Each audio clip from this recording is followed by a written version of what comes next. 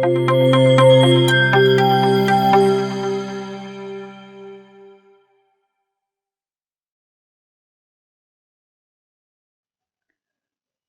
ZBrush excels at sculpting, I'll be honest, it's not a very advanced 3D painting solution.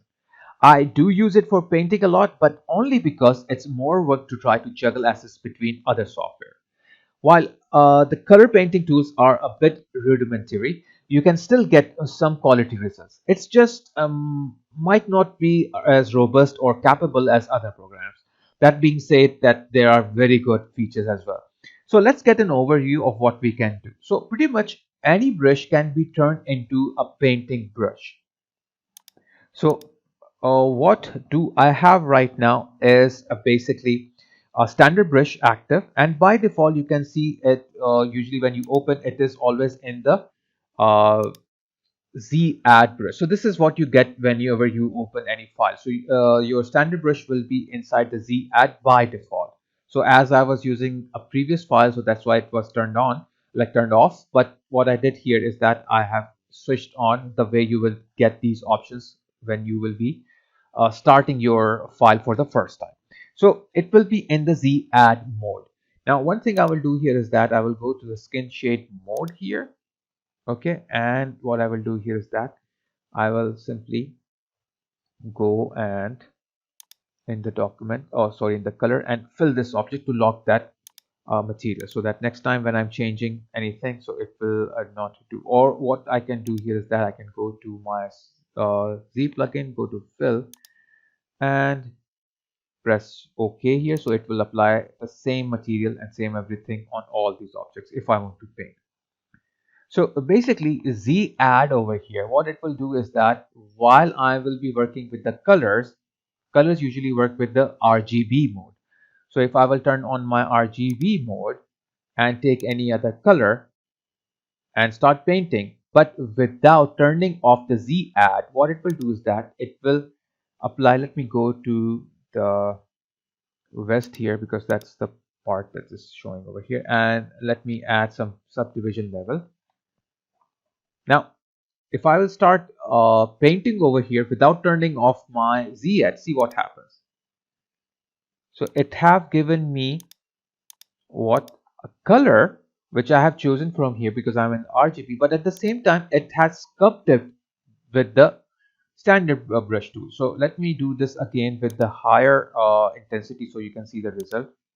So this is what it is doing. At the same time it is giving me the intensity of my, the Z intensity of the of this brush, the standard brush, the like the sculpturing is on. But if you don't want this, if you don't want to work with the sculpturing at the same time, you can turn this off. And now this time when I will apply anything here, you can see that it's only giving me the color. But if I want to apply with the material, okay, and RGB, suppose I don't want this material to paint with, I want to paint with the chrome, so it will start painting with a red chrome because the color is here. I'm in the RGB, that means mix of color and the material. So you can see that it is making a red sort of chrome over here. But if I'm in the RGB only, so it will paint the color only, and if I'm in the M, it will paint the material only. Okay, so here for the safe side I will keep it skin shade, and I will on if I'm only painting with the color, so I will keep this RGB. Now before going any further, let's do one thing here.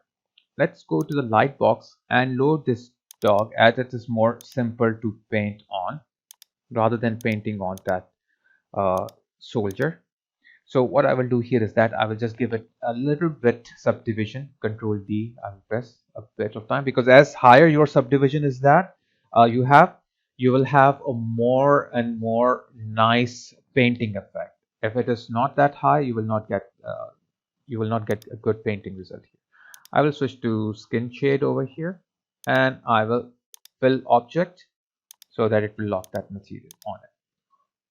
Okay, so as you know, your standard brush can be turned into a painting brush after doing these changes. But what if I don't want the standard to be a painting brush? let me turn on my Z add and turn off my RGB. Now it's a standard uh, brush, a normal standard brush, not a painting brush. So if you want to paint, there is specific paint brush over here, which is only for painting. So if I will press P over here, you will see there is a paint brush. So what is the shortcut? P for paint, and A for arrow. So this tool is specially for only applying color. So any color you switch and it will only do that painting over here. Okay. Now, as you know, the if you're using like clay brush tool or you're using standard brush tool, this intensity, Z intensity, increased intensity of the sculpturing. There is also intensity of RGB over here, or mRGB or M. What is this intensity? It is like the opacity of your color. If I'm using a color like a quite sharp red color and painting with the 100% opacity, so you can see that it is 100% visible. But if I will undo this and go back to something about 29 RGB intensity, if I will paint, you can see that it is not same as the one which I was doing before. So if I will turn back to 100, so you can compare these two colors. So this is less opacity here, which is 25 or something like that, and it is showing you the whatever color is behind, like it's combining because of the less opacity is combining with the background color, which is the white, and here there is 100% opacity. So this is basically opacity over here, just like in Photoshop you have opacity. So let me undo this. No, like Photoshop, you can fill this object with a different color. Maybe I don't want it to be white, maybe I want it to be something like a brownish or something. So you can choose your color from here, and then you can go to the color option on the top and fill this object, so it will be locked with that color. Now if I will paint with some other colors, you can see that it will be on the color. So this is how you can apply the colors. But to paint, I prefer white color because it will it will be neutral, and I can clearly paint on this object with the on this subtool with the white color. So as you know, if I switch to any color over here, okay, and if I want to paint here, it's quite straightforward. Okay, it's quite easy to paint, and it's not something like there is no rocket science behind it. Everything works very fine here.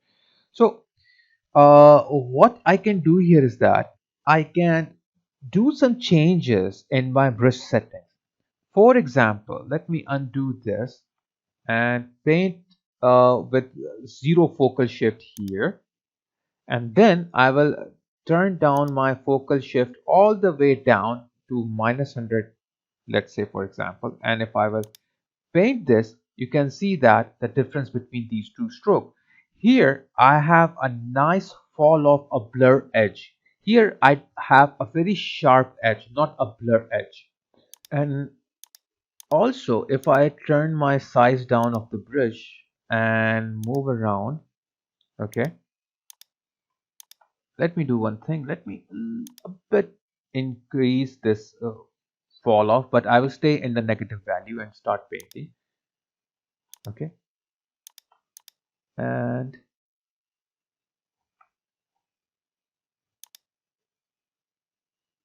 just this one. Okay, now if I will painting, if I'm painting here and I stop at some locations, so you can see over here, if I will paint with the lower value here. Okay, let me paint again with the -66 for export, let's say for example 70, and if I will paint, you will notice that you can see some rigid edges here while I'm painting with the less value of the focal shift. Okay, now this is because the uh, the number of steps inside the lazy mouse is now is not high enough, so that's why it is showing these steps over here. It's easy to see the steps while your focal shift is less. So if I will zoom out, okay, and move this here, and let's go to the stroke here and lazy mouse. So you can see that I have a 0.25 or something over here. So if I will change it to maybe 0.02, and then start painting with the same focal shift and same size of the brush, you can see that it's now not that much as it was the steps was showing before. Okay, but usually it's better to keep this to its regular size, which is 0.25, and better to keep this focal shift a little bit high. But if you don't want a blurry outlined object, okay, like the painting effect, so you can play with this and you can play with the steps at the same time. Okay, so let me undo all these strokes that I had created right now. Now, one thing you will notice here, you have two colors. Okay, here is the main color, which is your primary color, and then you have this secondary color, which is alternative color here. So now my alternative color here is something like black, so I can turn it to some other color, like maybe the green. Okay, so now it's that. Now, how to work with the alternative color? So if I will go back to my normal color, which is blue here. Okay, so if I will paint here, so I'm painting with my normal color. But if I want to switch back, if I want to switch to my alternative color, I have to press Alt on my keyboard. Okay, so when I will press Alt on my keyboard, I will be able to paint it with my secondary color. And if I will leave my Alt key, I will paint with my main color. Alt will for secondary, and without Alt will paint the main color, the primary color. So this is how you can switch between these two colors quickly if you're painting something like, just like that. Now, one more thing you can do over here, you can also blur or smooth the colors with the smooth brush tool. So to demonstrate that more effectively, I'll bring my draw size down to paint some really nice fine details over here. Okay, uh, just like this. And I will increase my brush size a little bit more. And if I will press Shift key on my keyboard and paint over here, you can see that it is blurring that color, the whole color. Now, if you're keep on doing that, it will keep on blurring that out. Here, I can also blur out some edges if you want. So this is how you can mix and match two different colors together. Like here, you can see that where the two colors are meeting, it's kind of blurring and blending them between each other. So I can paint with some other color over here, and then I can blur this one, and I can paint with some other color at this side, and I can uh, blur this. So this is how it actually works.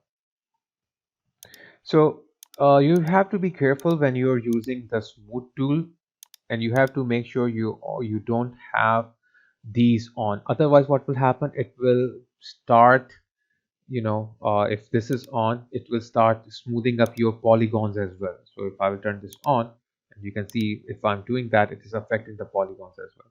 So you have to make sure this is not on. Okay. Now, one more thing I want to mention over here is that the poly painting in ZBrush is very much resolution dependent. So it's based on the polygons and the faces of your model. So if you have a low res model, let me do one thing. Let me undo everything what I have done so far here. Okay. And uh, let's move to the lower subdivision level here. Shift D. So I will go back to my lower subdivision over here. So I'm on the lower subdivision. And if I want to paint with any color over here, you will notice that how the paint will be. So let me reduce the size over here. And if I start painting, just see what is happening over here. It's not painting as it was painting before when I was on the higher subdivision level. So it's kind of blocky and pixelated. If I will move to my higher subdivision level, notice what happens to this. So if I will press D a couple of times to go back to my higher subdivision level, now notice it is still blocky and still pixelated. This is because I have painted that while I was inside, like while I was on my lower subdivision level. Now, let me do one thing here. Let me repaint this whole thing on the higher subdivision level. Okay, and once I will do this, and if I will press Shift D on my keyboard to go back to my uh, lower subdivision level, you can see that it's not quite fitting on my lower subdivision level because I painted this one on the higher like subdivision level. So it will work fine on the higher subdivision level, but if I will go to the lower subdivision level, it will become pixelated, not blocky again. So here's something else which is very interesting. If I will go back to my lower subdivision level, and if I will take a different sort of a color here and change my brush size and paint something over here, okay, and maybe I will paint with my alternative color as well, make my brush size bit like bigger, and then if I will smooth some areas here, okay, oops, there's one thing I have to do, I forgot to do that. I was in add mode, so I have to press shift key and go out of the add mode here. Okay, now I will do this. Okay, because this you have to make sure you're not in the add mode, otherwise it will smooth your model just like it was happening before. So there was no add mode, now it worked fine. Now what happens if I will go back to my higher subdivision level?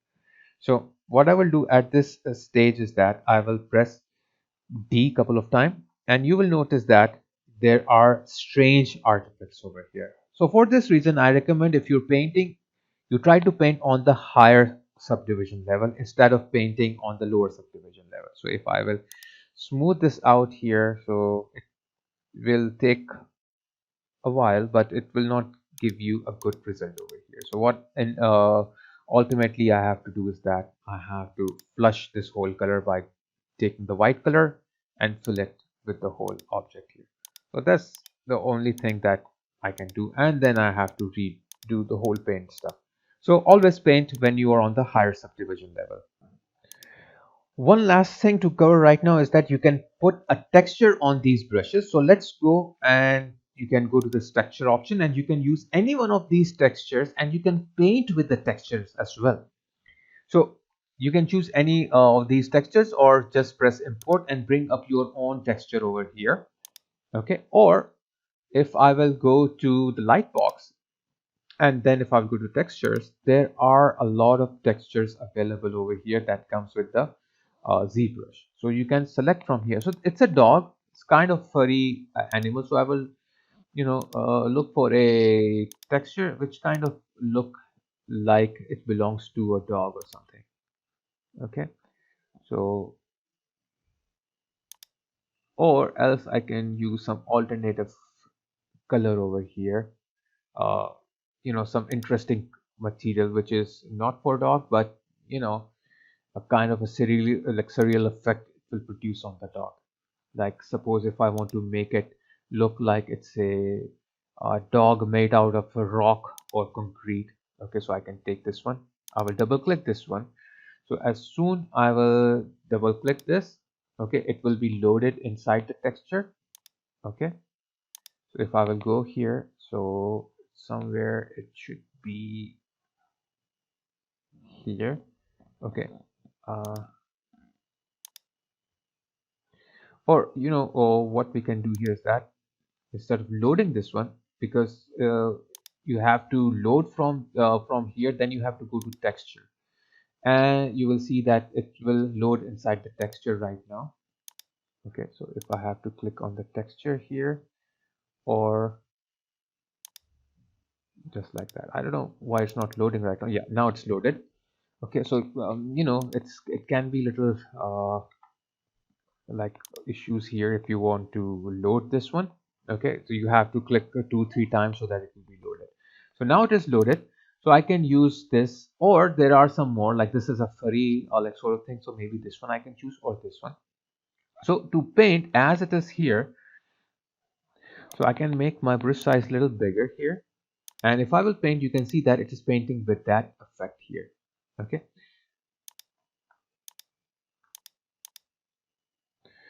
so as you know, as we stroked on this, we're kind of getting copies of that texture all over the place. So it's kind of okay, but we can do a little better. So either what I can do here is that I can undo this one, what I have applied here. Okay. And maybe I can go to the stroke. Okay, and then I can go to the modifier, turn on the roll, and maybe I can just use this roll over here. Or a much more better way to do here is that instead of activating the roll, I can go in and change this dot to drag rect. Okay, so I can just drag these and fill this up. Okay, so this is how you can simply add this material over here. Okay, so that's the basic of painting. Now this method in ZBrush might take a little bit more manual work to get good results than with any other software that like there are out there. So I hope you have enjoyed this lesson, and you have understood about different ways of using the polypaint like the polypaint over here. So polypaint here is the basically helps you to create any kind of paint any kind of materials or colors basically here, textures basically here. So uh, please, if you have not subscribed to my channel, subscribe to my channel, and if you have not clicked on the bell icon, don't forget to click on the bell icon, and you will get more notification. And feel free to share my videos with your friends or family. And also I will highly appreciate if you will give me a shout out on your channel, okay, so I can get more subscriber. And please support me so I can create more contents and create more like tutorials for you all. So till we meet in the next class, take care of yourself and bye.